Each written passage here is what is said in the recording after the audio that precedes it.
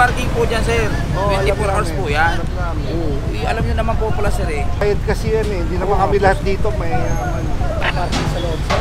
Wala, hindi kami pinapayagan ng may-ari. Tanong na tayo sa guard dito, nagtatong na tayo sa guard doon, nagtanong na tayo sa Picasa. Vios yata ito at Honda Civic. Yung pipiliin niya, na sidewalk yan, sidewalk. Purong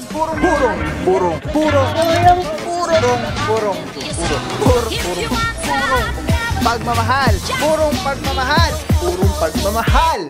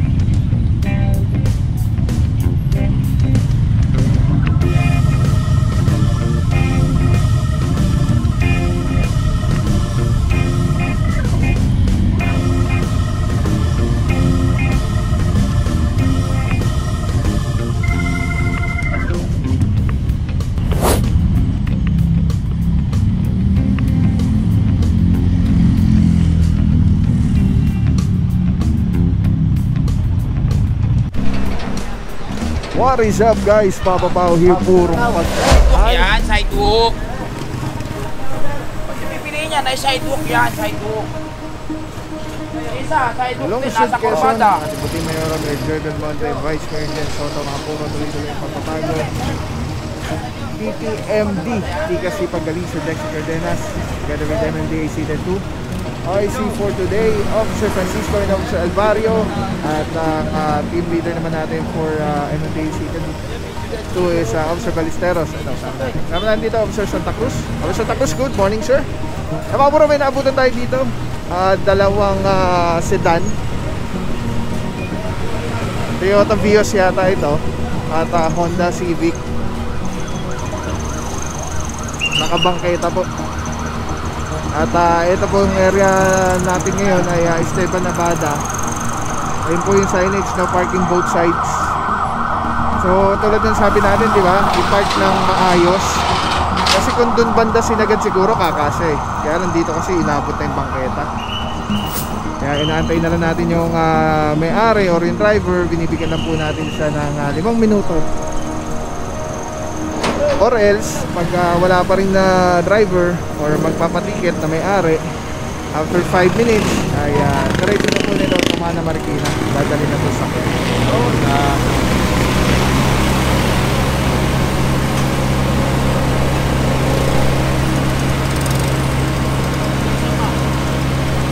Kasi mga puro, nagtanong na tayo sa guard dito, nagtanong na tayo sa guard doon, nagtanong na tayo sa Picasa. na rito, sama mo na. Wala po, hindi daw po sa kanila. Hindi nila alam yata or hindi nila kilala kung sino may-ari. So So ito yung isa sa mga problema, no, kaya nagkakaroon ng mga complaints dun sa mga areas dahil may instances, may mga barangay kino-complain yung mga nagpa-park dun sa area nila dahil mga hindi taga roon. So itong sitwasyon natin dito, hindi natin alam, baka ganun din. Narangan yung kanilang yung establishment, ito si Buana Luwiller.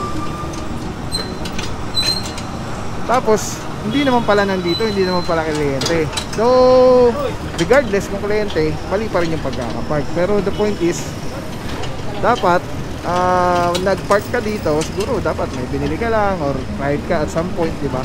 Kahit pa paano, yung may concern ka dito. Pero yung talagang iniwan mo na dito, ay nakatupi pa yung side mirror, di ba? So baka nag-overnight na to yung parking. Hindi naman natin dito dahil sigurado, pero baka. So yun yung problema. Kaya possible, marereklamo talaga kayo. Lalo na kung araw-arawin nyo, nagawa nyo ng parking space your area.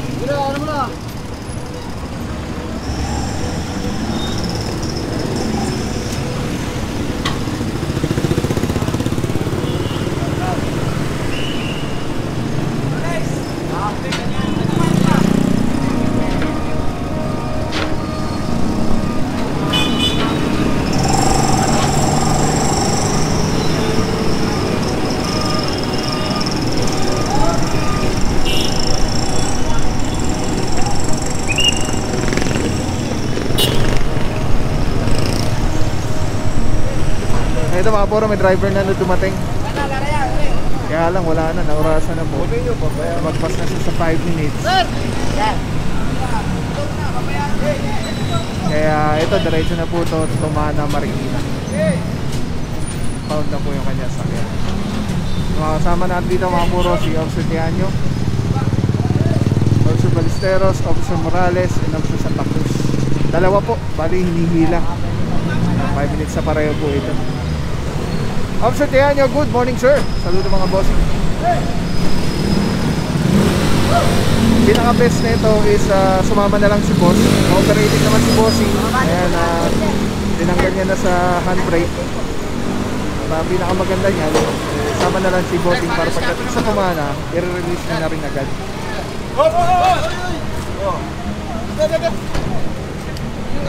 Yung naka-neutral po ba yan? Oo.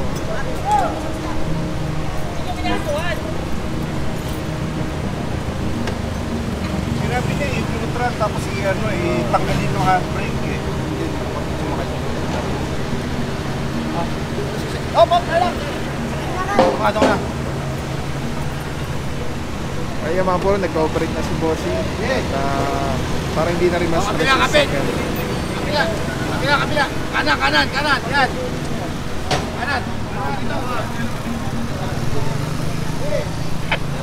Wala ba kang parking sa loob, sir? Wala, hindi ka pinapayagan ng may-ari. Ay mga puro, inihila na po itong Honda Civic. At the same time, itong Toyota Vios naman dito sa kabila, itim. Sinasampa na rin po. Paying yung parking yan, sir. May P-parking po dyan, sir. 24 hours po yan. Alam nyo naman po pala, sir eh. Hindi nyo naman po ginawa kaagad. May bayad kasi yan eh. Hindi naman kami lahat dito may nga po, sir. Yun nga lang, sir. walang parking. Kaysa magbayad po kayo ng towing fee at saka penalty po ng nyo po, sir. So, yun lang po. Dapat sir, sa araw-araw yan. Naka-illegally park po tayo. Unlike po, sir, malapit lang po. P-parking po yan, sir. Matagal na kayo hindi naggaganyan eh. Sir, may complaint po kasi, sir. Hindi po, sir. Kasama mo na lang, sir, para makuha mo rin naman yun, sir. Alright, yung mga puro na ina-explain ni Officer Ballesteros na meron pala ditong pay parking na malapit lang. Sana pinay parking na lang para hindi na napag-aso sila bossing, may peace of mind pa sila. Ay mga puro, no parking both sides. May signages po dito sa area.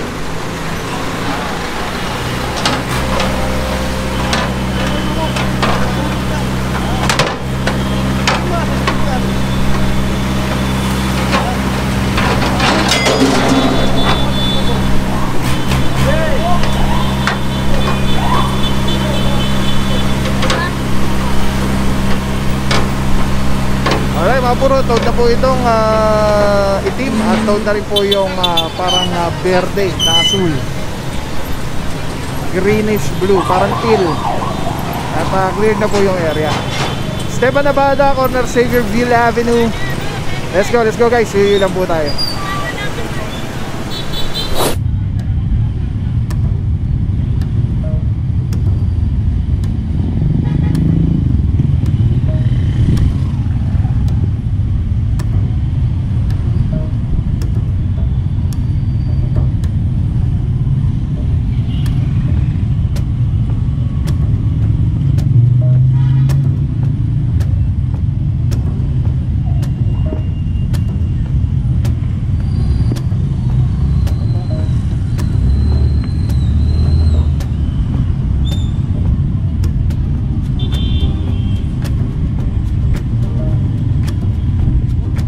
Boss, morning.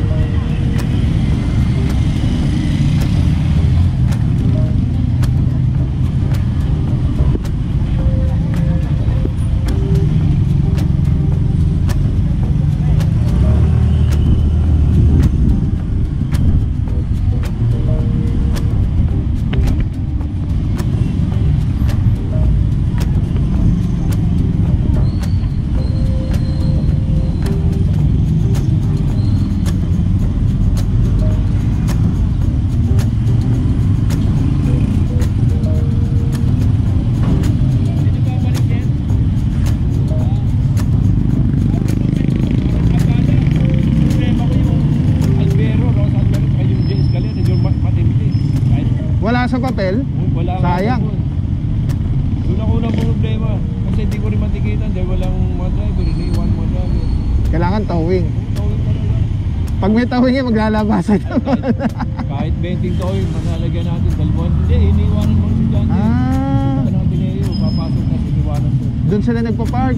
Tapos alakad na, tricycle na lang. Ayun na sa pay parking. Ano maganda mapuntahan? Ano boss? Kala ko kasali yung jeans ka din, isa kayo Albero. Yung bang Albero dapat? Napagawa ko mamaya. Papanasig ko sa inyo. Tapos, pipicturan ko lang mamaya kung mga nalato datas, ihatas ko lang, papaprint ko datas.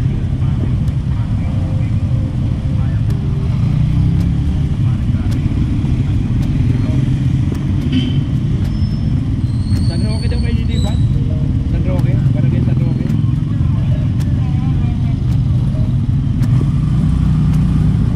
Boss.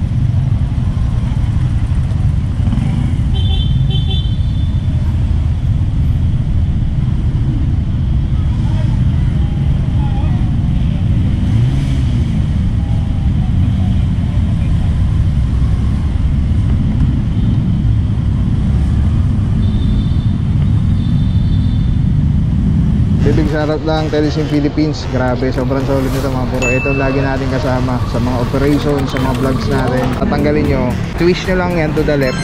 Tapos ayun na, pwede mo ng handheld camera na siya.